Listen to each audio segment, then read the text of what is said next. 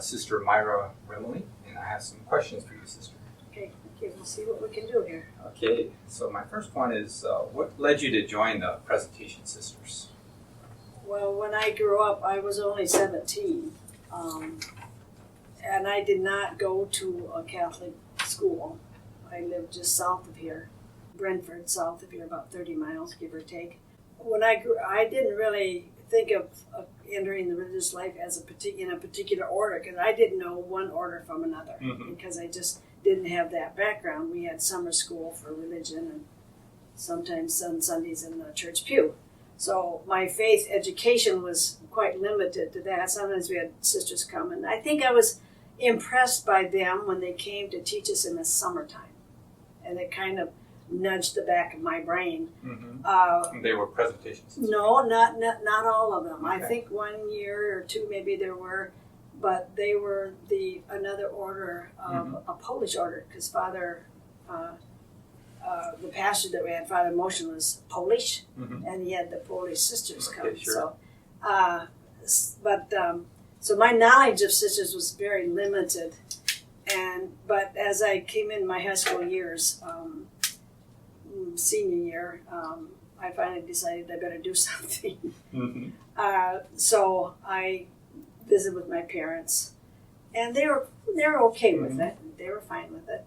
But the only place I knew where was a place to enter was Aberdeen, and you can't believe how green I was. I mean, how God works in strange ways. But well, that's such a young age. Oh yeah, young age, and I was green as grass. So I entered there in the fall of 1959. Okay. But I turned 18 in October, so I was more 18 than 17. But terribly green, terribly shy. So I was there entered before Vatican II, so we still had the habit and the rules, pretty much of silence at night and silence at certain times and that kind of thing. So the rules were pretty strict. Yeah, they were more strict than they are now. Only could see my parents on visiting Sundays. And then when I made my canonical year, which is a year of intense study, you didn't see them at all. And then made vows they started counting our years in first year novice, and so that would be 1960. So next year I celebrate my 60-year jubilee. Yeah. Where did you go for your canonical studies? Just right here. Oh, you did all right here. Okay. Right here. At that time, we didn't go out. By the time when I became a junior professor, that's when we started going out to other universities for college. Okay. And we started going to Marquette University. Okay. A number of us from the year behind me and the year ahead of me. And my year pretty much went to Marquette University. We had a house of studies there. Right, yeah. So a number of our sisters were there. So that was part of the Vatican II changes where you would go out to places. I didn't graduate from there, but I took courses on personnel management and that sort of thing. Because that helped my future, my job that I had here at the college of food service management here at the college. Yeah. For 7 years, I think. So Vatican II did a lot of changes for us, and that's also about the time when we started to study about our foundress, Nano Nagle, because the Vatican II was trying to open us up to more missionary life in other countries and to begin to study our charism and where we came from originally.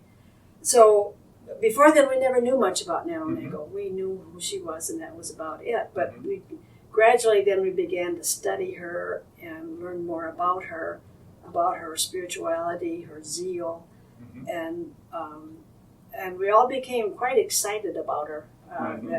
That she was someone who really wanted to be who she needed to be in our church. And of course, in Ireland, of course, it was against the law for her to even go to school because of the penal laws. Right. Yeah.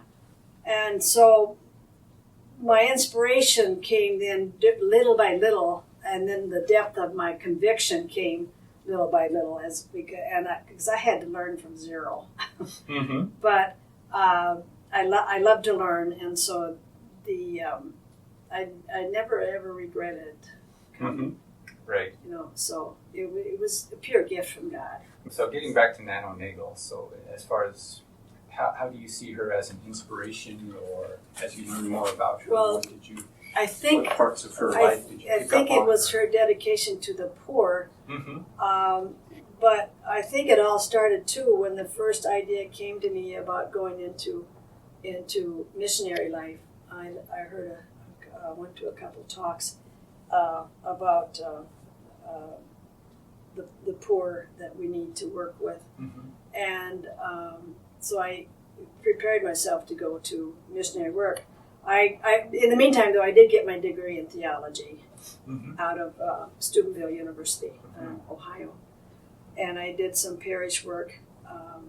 Then the people kept entering into my mind of suggesting that I do missionary work. So I do a lot of prayer and discernment about wanting to do that, Mhm. because I'd have to learn Spanish. And I thought, oh Lord, learning Spanish. But I did it, and I went, and those are the happiest, Yeah. interesting years and the inspiration of working for those people and being with them and experiencing their poor and being able to kind of walk the lanes of Mexico Mm-hmm. in relationship to how she walked the lanes of Cork, Mm-hmm. you know, and of course we had a lot of mountains there where that we did in Mexico and Bolivia where I was. Mm-hmm. So she became more and more an inspiration, and I remember walking the mountains of Bolivia and Mexico, and I had a mantra, because you had to walk these mountains and they're pretty high stuff, and so I learned to do a mantra, which was Jesus, Mary, Joseph, and Nano, and it was kind of a rhythm, Mm-hmm. and it could get me to the top. You have that high altitude, I'm sure. The rhythm and getting there and you not need to be, watch your breathing. and not be worn out, you know. Mm-hmm. So I mean, those hills are full of that mantra, and I still do it as I walk here, just in that rhythm. Mm-hmm. And so you can't help but be imbibed by her spirituality and her zeal to be with the poor and with the children. And I think that had a lot to do with me, with what I'm doing right here in Aberdeen. Is I do a lot for the children here, well, the parents, of course, Mm-hmm. but the Hispanic people that I work with here are really shortchanged in the sense of their poverty here. I got one family, I have no idea how they make ends meet, but they don't ask me for financial help. They ask me for translating help, Mm-hmm. you know, that kind of thing. And just last week, I finished the week with the dental van that comes out of Pier, Mm-hmm. and they do low-income families for Okay. free dental. Mm-hmm. And I had 10 kids involved in that. Oh, wow. It was a hectic week, but it's these children that need this kind of, I mean, their teeth are really bad up there. They just don't have the wherewith to Mm-hmm. take care of them up there in the mountains, you know. And so they really getting some good help here, and then to find the social services that are available for them to get what they need. Yeah, so a lot of your work is just trying to connect them with the resources. Right, with the resources here in Aberdeen, and so I know the doctors and the nurses and DSS and WIC office and schools. I translate in schools, Mm-hmm. and basically, again, it's the children, because if they don't get to school, they're just not going to make it. Mm-hmm. You know, and the parents want them to go. Sometimes they don't hesitate having them skip school because it wasn't a law or a rule like in their country. They just go when they felt like it. Well, here you can't do that, and so they have to learn some of those kinds of things. But they're pretty smart kids. Mm-hmm. See, they're learning English Right, yeah. It's amazing. as well as the subject matter. Mm-hmm. You know, And so they have to work a little bit harder than those that speak English. But Right, they do fine. All different language. Yeah. So I talk to Nano a lot every day, practically.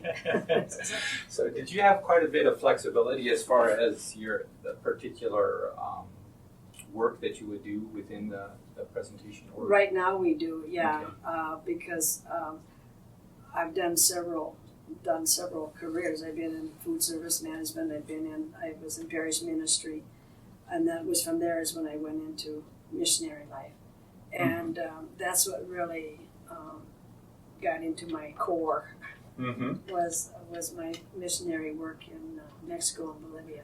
Right. And then there was an extreme help when I came here to work with the Hispanic population here, and so the community was really excellent in allowing not only me but other members of the community to go where we felt that was being called to do, go where the need is, and that's pretty much what has happened since Vatican II, and even in ways of community life. Before we have a different community life became more of a sharing of faith together, whereas before we really didn't do that. But we come together in smaller groups and we prayed and shared faith together. And wherever we are now, like for example, I lived in Chamberlain by myself, but I affiliated with this presentation with our sisters in Mitchell. And so we'd get together, and so that you would be with community. Right, yeah. Community for us has become very, very essential. And so that even now when we're having some changes in our life, one of the core values that we need to keep track of is our sense of community and our sense of prayer together. So how did that work when you were in Mexico or Bolivia? Well, I lived with our own sisters in Mexico. Okay. Yeah. With three so others. There was a community there. Yeah, and then when I was in Bolivia, I was with the Presentation Sisters from Dubuque, Iowa. Okay. See, they had that mission, and when we closed our mission in Mexico, I still felt I wanted to be in missionary life in another country, so I transferred to our sisters in Dubuque. Now that's a separate house, Dubuque, separate mother house, and so I worked with them for 8 years in Bolivia, and so we were in community there together. And their perspective of charism and mission is very much like ours, pretty much identical. And so, and now since I've been back here, of course, right now I live with Sister Janice. We have community together up there, but then we're also affiliated very much over here. So we don't lack community in any way. But one of the things that have taken a change for us, I think, in the last number of years is the importance of well, we've always done our personal prayer. I've done an hour a day since I don't know when. But now it's a more of a contemplative type of prayer that when we were taught earlier that really wasn't, we had meditation, but now it's more of a silent contemplative type prayer. For example, this morning, we all do almost, I would say, at least 20 minutes of just sit and reflect or whatever, just be there in the presence of God. And then, of course, like for me now, I read the daily scriptures and reflect on the scriptures and reflect on my ministry to see how that affects my life and that you connect it together. And so that's every morning? Yeah. And I could say that about every one of us is that most of us really spend an hour at least, some more, some less, depending.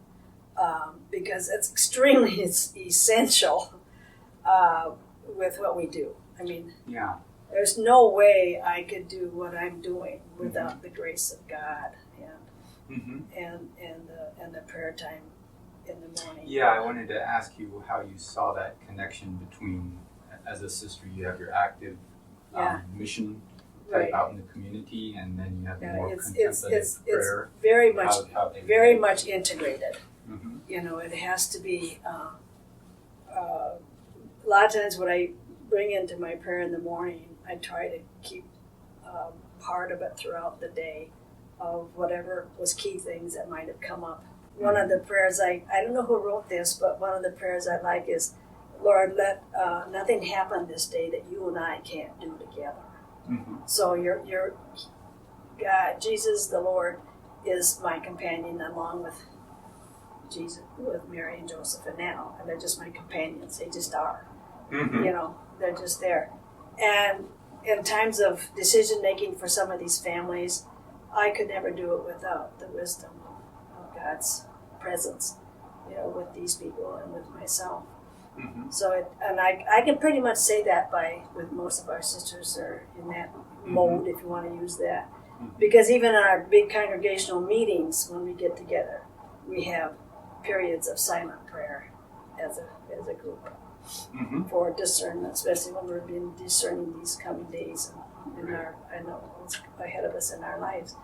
And I think that's how we've been able to make serious decisions, is because we come together and with quiet prayer together, dialogue and discernment, that we can come together and make some of these tough decisions and know that God is in the present of it all. You know. So that prayer is a part of your general meetings. Yeah, then. and we have, and the basic core is the charism of Nano and our mission to keep her and her charism as we move along in our daily life as well as future life.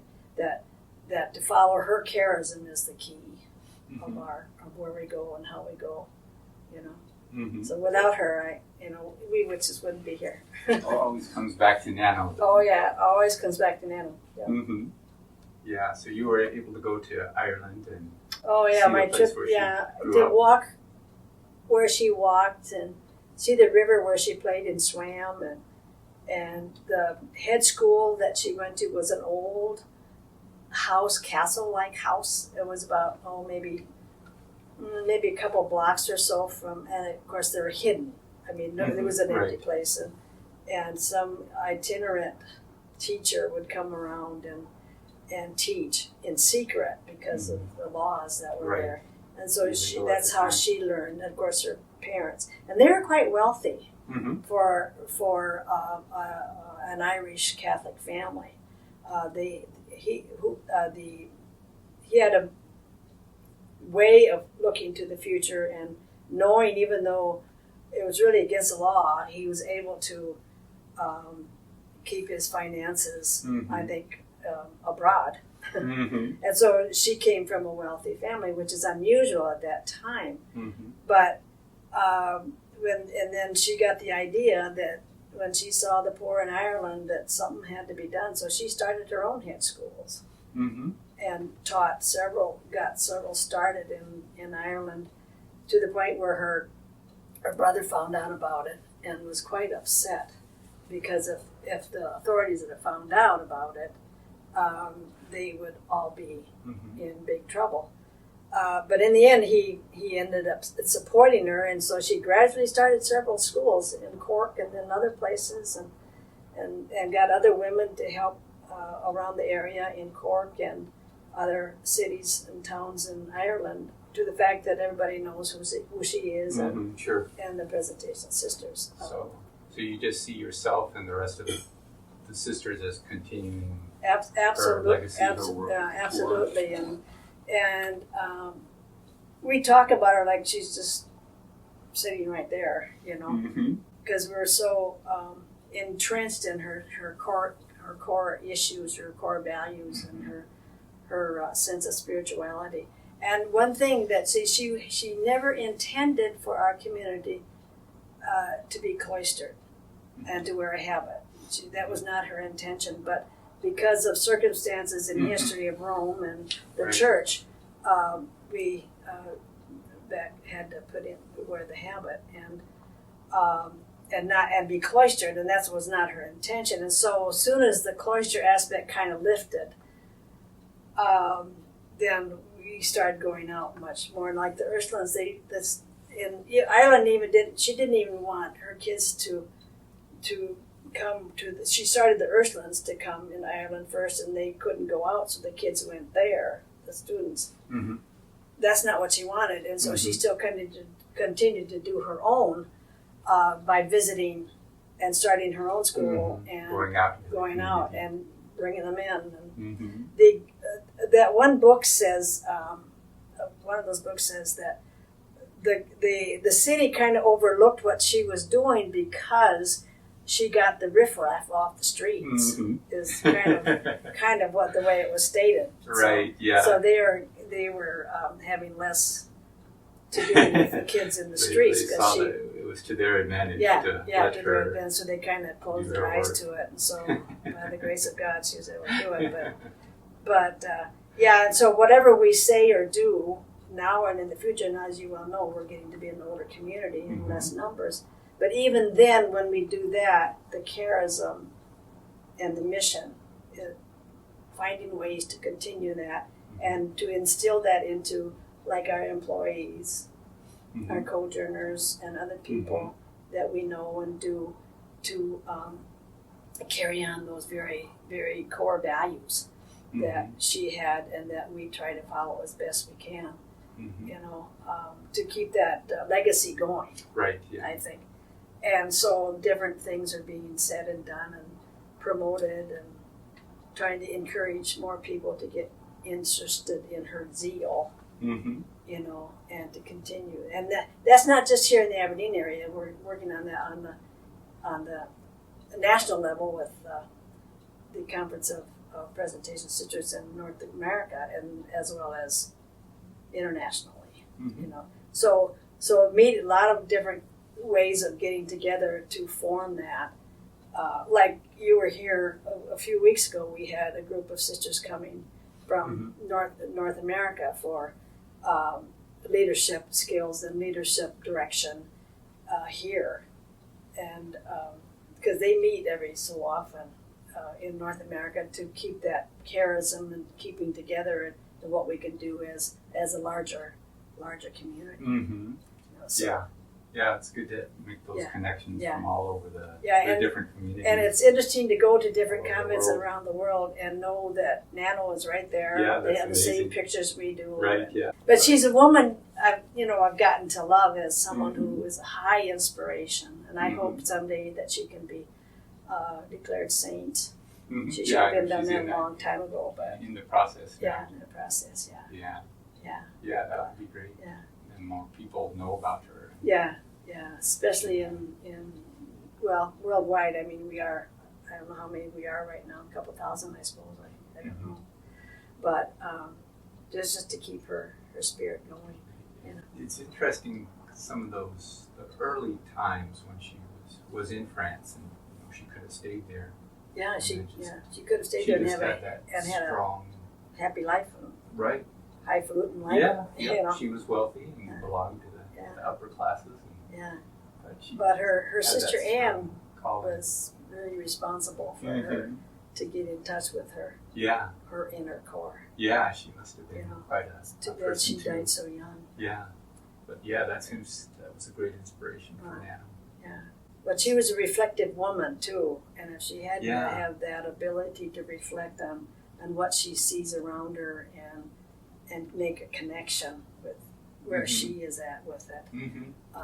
And that's another gift that she's passed on to us. Yeah, again, that balance between being more reflective and being more active. Yeah, and without that sense of being able to reflect and work with the Spirit, I don't think we could do half of what we've done over the years.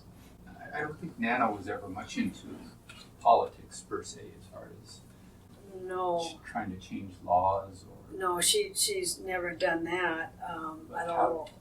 As far as have you been involved with immigration policy or? Well, I do. Type of thing I've yourself? written letters and I've done a couple letters in the Aberdeen paper, and I went to El Paso twice to work with the immigrants there. 2 weeks in December and 2 weeks just this last 2 weeks in March. I went, And again, I hate to say that, but it's the children that you see coming with their parents. That was Nano's thing, is basically the children. And when you saw these children come with, usually it was a mother and a child, or a father and a child that came, that they came to us to get what they need when they finally let them go. The eyes, the look, when they saw that they could have some kind of freedom and safety, when they came into our building where we were working and receiving them, the sense of security they felt, the smile. You know, you think you come in there and they would be scared and frightened, but they came in really with smiles because they knew that they were going to be safe. Sure. You know, and again, that goes back to the sense of immigration is immigration, but children are even children everywhere. We here at Aberdeen, our presentations, you know, we do have our two lobbyists that go to Pierre, working with the legislators. Right. And so as a community, and then we also support them and with letter writing or that kind of thing. Sure. And I went to SOA, School of Americas, a number of years ago to protest the military base there, where they train soldiers to go back to their country. I went there a number of times. And so those kinds of things. And hopefully I'll do a few more things like that to do that. I don't know, maybe I'll go back to El Paso or something. I don't know. That's what God wants to know. But I listen to the news quite regularly, and I'm pretty much on top of it and try to. Yeah, so that's all an aspect of how to work with the poor and help the poor. And especially with the immigration issues right now, it's heartbreaking. And then also another thing is the human trafficking. I know the sisters are. Yeah, we're really trying hard to that issue. do some things in regards to that. And again, it boils down to children. It boils down to children. You know? Yeah. Again, that Nano, that must have been her first. Oh yeah, it was her first love. Her first love, yeah. Because she worked with them directly then. Yeah, and see, that's why when we came over here, we started the schools. We weren't supposed to be medical. But, right, yeah. Yeah, but because of that epidemic here in town. Yeah, you just saw that need. The town said, "Can you do this?" And, well, we did it. Yeah, it's amazing. You know, yeah, and look where we're at right now. Right, yeah. So, and that's just how God works. Yeah, it is. It's just remarkable how they were able to set up a hospital within a year. Oh, some of those without any medical background. Some of that stuff was just amazing. Yeah, they had a lot of faith. Oh gosh, and nerve. That's true. Yeah, a lot of courage. Yeah. Oh yeah, they really did. Yeah, for women, that's another striking thing. Yeah, well, even moving this building that's now Lord's Hall. Moving that thing a few blocks. I mean. Yeah, I'm just amazed at even trying to tackle that. Because women didn't have a lot of leadership roles back in but in past centuries. But those Mother Superiors, Nano herself, they were leaders. They saw it and they did it. You know, they got things done. Yeah. But yeah, it strikes me because Nano must have had some administrative qualities as far as working. Oh yeah, she with must laws, have getting things set up, the finances. But then she always had that personal. I mean, because she herself taught. She didn't just set up the school. Yeah, no, she taught herself, and she was basically responsible for teaching with the kids. The religion. The religion, yeah. So that must have kept her going. Yeah. That must have been a real inspiration for her. Yeah. So that was day after day, and then at night she traveled the plains to help the poor, the elderly. Yeah. Basically. Right. Yeah. Well, thank you so much. Yeah, you're very welcome.